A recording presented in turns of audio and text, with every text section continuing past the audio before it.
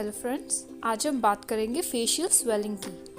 हमारे चेहरे पर सूजन आ जाती है जिसे हम स्पेस इन्फेक्शन भी कहते हैं। वो किन कारणों से होती है और उसके टाइम पर आपको क्या क्या चीज़ों का ध्यान रखना होता है ताकि वो स्वेलिंग और वर्स ना हो जाए, और उसका आपको क्या प्रॉपर ट्रीटमेंट होता है। So let's start. I am doctor Rajni and welcome to my channel Dentachem. अब हम समझते हैं फेशियल स्वेलिंग के बारे में। इसमें क्या होता है, पेशेंट के हाफ फेस पे ऊपर या नीचे फेस पे स्वेलिंग हो जाती है। हमारे फेस में जो स्पेसेस प्रेजेंट होती है उनमें इन्फेक्शन हो जाती है, जिसकी वजह से हम इसे कहते हैं स्पेस इन्फेक्शन। अगर जनरल लैंग्वेज में कहे तो हमारे जो ऑर्गन्स होते हैं उनके ऊपर एक लेयरिंग होती है जिसे हम कहते हैं फेशिया। ऑर्गन और वो फेशिया के बीच में स्पेस होती है। अगर उस स्पेस में कोई इन्फेक्शन हो जाती है तो उसे बोलते हैं हम स्पेस इन्फेक्शन।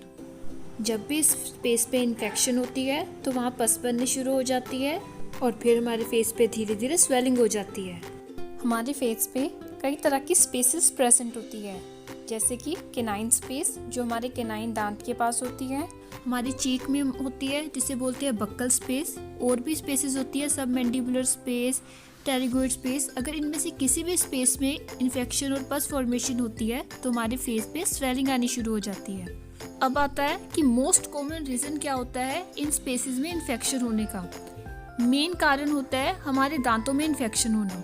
जब हमारे दांत में इन्फेक्शन होती है उससे जो पस फॉर्मेशन स्टार्ट होती है दांतों की नसों से हमारी इन स्पेसेस की ओर चली जाती है, जहाँ पर ये बढ़ती बढ़ती काफ़ी स्वेलिंग कोज कर सकती है। इसलिए हमें कोई भी दांतों में प्रॉब्लम होती है, अगर हमें लग रहा है कि थोड़ी भी स्वेलिंग स्टार्ट हो रही है तो उसे इग्नोर नहीं करना चाहिए। नहीं तो आप देख सकते हैं कि ये स्वेलिंग कितनी वर्स हो सकती है, बिगड़ सकती है और ऑलमोस्ट आपके काफ़ी फेस पे स्वेलिंग कोज कर सकती है, जिसकी वजह से आपको बोलने में, खाना खाने में, मुंह खोलने में काफ़ी दिक्कत आती है। हमें इस बात का हमेशा ध्यान रखना चाहिए कि दांतों की समस्या की वजह से कोई भी हमारे फेस पे स्वेलिंग हो गई है तो वहाँ पर हमें गर्म चीज़ की सिकाई नहीं करनी चाहिए। अगर हम गर्म चीज़ की सिकाई करते हैं या कोई बाम लगाते हैं, कोई विक्स लगाते हैं, इनकी वजह से आपकी जो स्वेलिंग है और बढ़ सकती है और आपकी कंडीशन और वर्स हो सकती है। अगर आपको पेन हो रही है तो उसे रिलीफ करने के लिए आप ठंडी चीज़ वहाँ पे लगा सकते हैं, आइस पैक लगा सकते हैं, उनसे आपको रिलीफ मिलेगा और आपकी कंडीशन थोड़ी बहुत सुधर सकती है। अब हम आते हैं ट्रीटमेंट की ओर। इसके ट्रीटमेंट के लिए हमें जो पस बनी है उसे ड्रेन करना होता है, मतलब कि उसे निकालना होता है। ये हम एक्स्ट्राऑर्डिनरी मीन मुंह के बाहर से भी निकाल सकते हैं या मुंह के अंदर से भी। अगर पेशेंट की माउथ ओपनिंग ठीक है तो मुंह के अंदर से निकाली जा सकती है, नहीं तो बाहर से निकालते हैं। उसके लिए हम जो मोस्ट प्रोमिनेंट पार्ट, जो सबसे उभरा हुआ पार्ट होता है, वहाँ पर एक इंसिजन देते हैं और जो पस होती है उसे निकाल देते हैं। और उसके बाद एंटीबायोटिक की ड्रेसिंग दी जाती है और एनाल्जेसिक्स दिए जाते हैं पेन रिलीफ के लिए। जैसे ही धीरे धीरे आपका मुंह खुलने लग जाता है तो जिस कारण से ये आपकी स्वेलिंग बनी है, पस बनी है, उसे ठीक किया जाता है।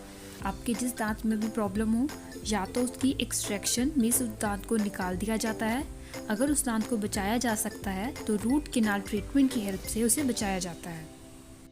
अगर आप स्वेलिंग ठीक हो जाने के बाद दांत को ठीक नहीं करवाएंगे तो आपको ये प्रॉब्लम दोबारा होती रहेगी। इसीलिए इसे इग्नोर मत कीजिए और अपने दांत का इलाज जल्द से जल्द करवाएं।